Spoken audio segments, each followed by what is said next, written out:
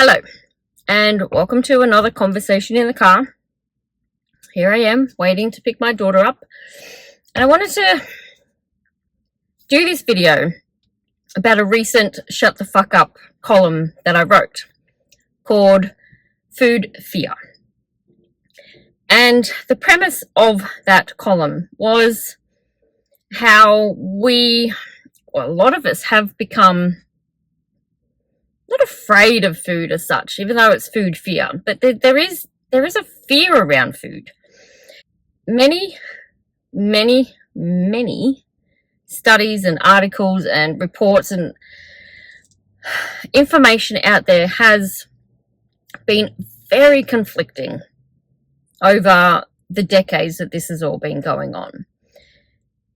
And if you're anything like me, even though I studied nutrition, it's very confusing because you've got one person saying that something's bad. Then you've got another person saying, well, no, it's actually okay for you to eat it. And, sugars become bad and fat was bad.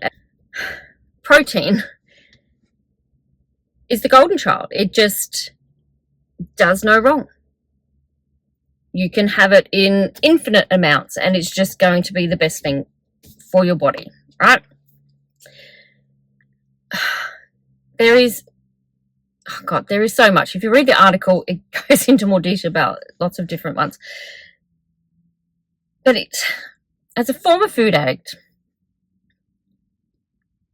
I used food as a way to comfort myself because I didn't feel loved, I didn't feel worthy, I didn't feel as if I was good enough to have anything nice in this world. I didn't deserve anything good in this world.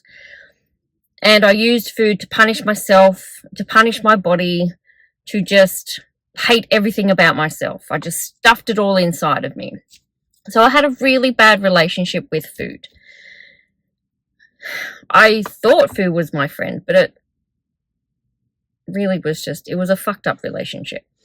And it wasn't the food's fault. The food had nothing to do with it. It really didn't. It had everything to do with how I felt about myself. I became huge. I put on a lot of weight and I lost a lot of weight. I got to that ultimate skinny size that I had been dreaming and wishing and begging for the better part of my life. But I still hated myself.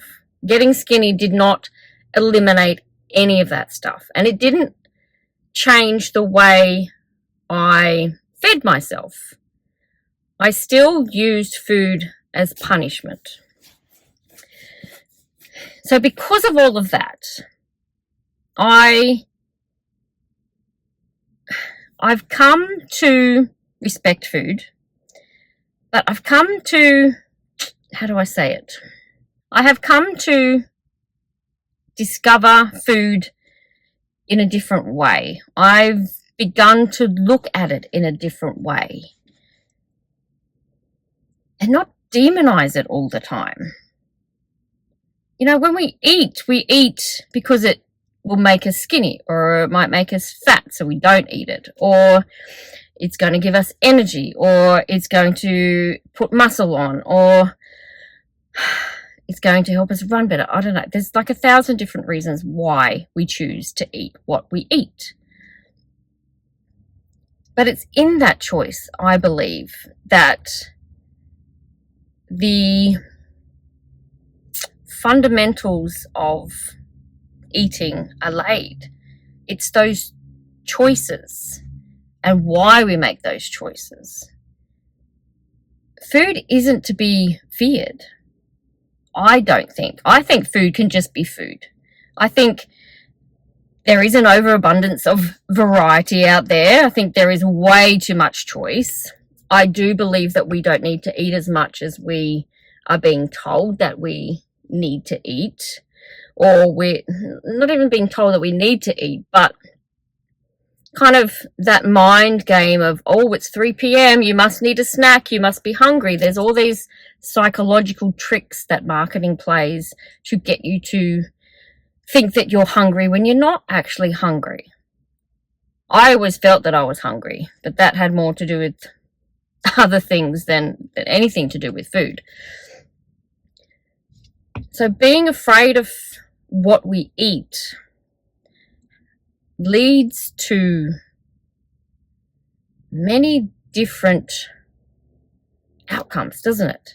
You can become anorexic because you're afraid food is going to make you fat. You can become obese because you're afraid of living without food, possibly. There are so many reasons why people eat. There is never one just overall, all-encompassing, this is the only reason why people eat. I guess there should be one reason why people eat, and that is to fulfill their hunger, to nourish themselves. But there isn't. There are so many different reasons. And so many different reasons that we are being shown to be afraid of food. And this goes into so much more detail in the article. I'm going to put a link below the video, so if you want to read more. Sometimes I struggle to get all the words out of my head and to make it sound nice and pretty, but I can write it all beautifully. So go and read the article if you want to, if maybe this isn't even making any sense to you.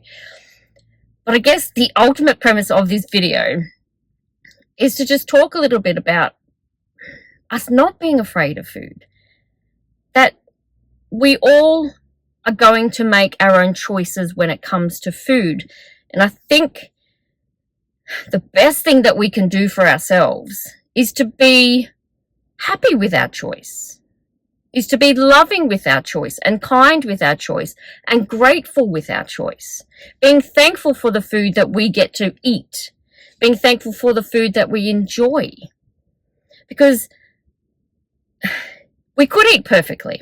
We could have a set diet every day, and we could have set meals, and we have got your 7-week plan, all of that stuff. I've never been able to stick to that as much as I have tried.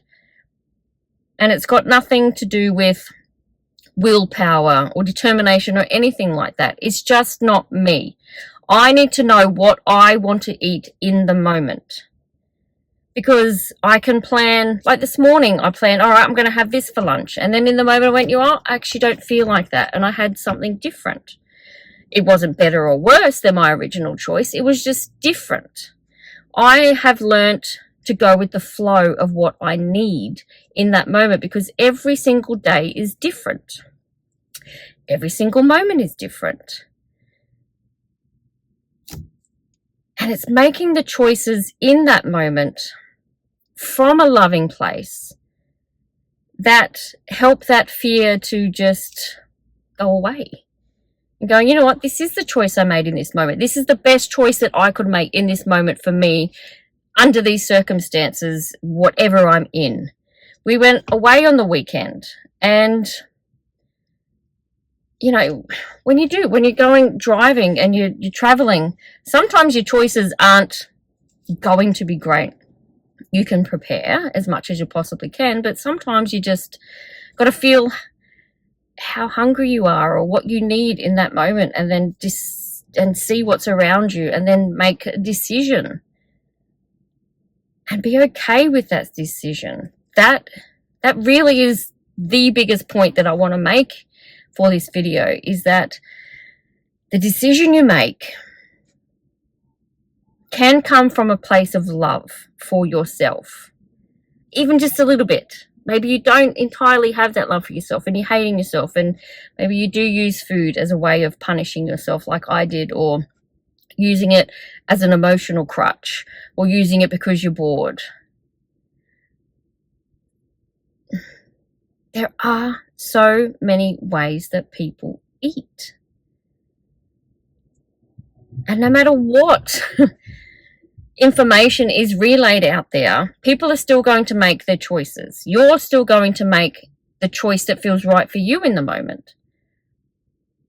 So why not love yourself while you're doing it? Why not be kind to yourself while you're doing it? Why not be grateful to yourself and to the food for its presence, for its being there in the moment when you need something to eat because you're absolutely starving and you have to have something to eat now, and that's the choice that you get to make for yourself.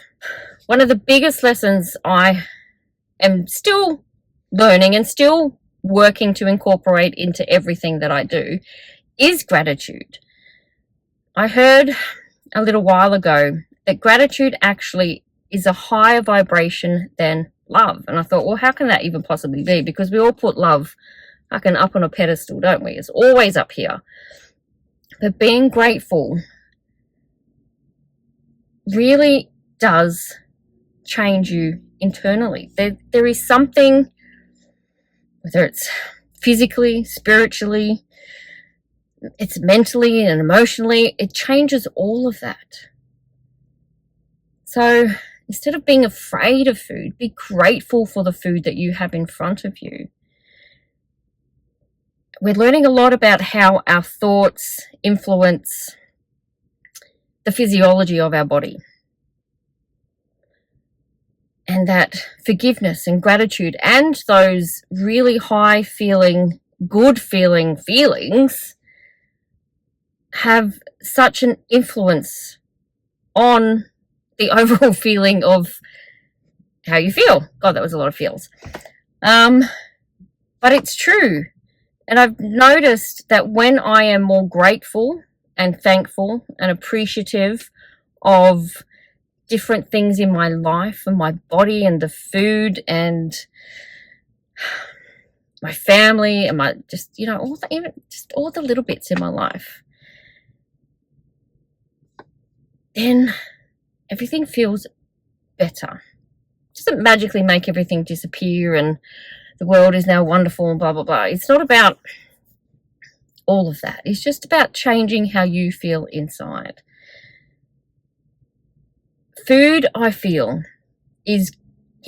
gets such a bad rap.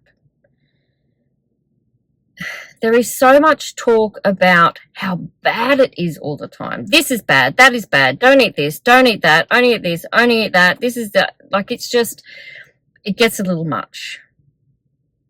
So maybe just block all of that out, just for a little bit.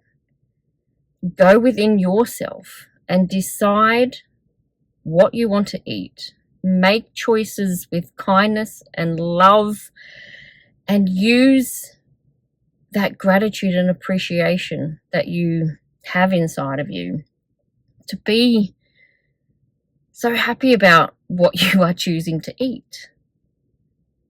It truly does make a difference. So then you can let go of the food fear, because your body knows what you want. You know what you want deep inside. But there's all of these other things that come into play when you do make a choice about what you eat. How you feel, what your emotions are, what your mental state is, what your past is, what your family life is, what your environment is, what is everybody else saying around you. There's so much that comes into your head in regards to what you should be eating, that we lose sight of what we actually want for ourselves. Everyone's different. Not everyone's meant to be a vegan or a vegetarian. Not everyone's meant to eat meat. There's lots of different ways of eating. We put everything in these neat little boxes that are never allowed to play with one another. They have to all be separate. What if food was just food? I love vegan. I love vegetarian. I do gravitate a little bit to more vegetarian at the moment. And I'm only saying vegetarian because you would understand what I mean, but I'm gravitating to more of a veggie-based diet at the moment, but I still eat some meat because I know that that's what my body needs. But I decide in the moment what my body needs, because my body's different all the time. It's forgetting all of that stuff that comes into our minds, going within and really discovering what you want to eat. That's just the most important part. And figuring out why you want to eat that in the first place. discovering who you are amongst all of that is important to letting go of the food fear and figuring out what it is that you specifically want to eat for yourself. Using love and kindness and gratitude and appreciation for whatever you decide to put into your mouth. All right. Thanks for joining me for this conversation in the car about food fear. I'll put the link below, as I said, to the column so you can read some more. I know I tend to waffle a little bit and maybe repeat myself. I'm better at writing than I am at talking, but I love talking as well. That's why I've decided to do these conversations in the car. So thank you for listening, and thank you for watching, and I will see you for another conversation in the car.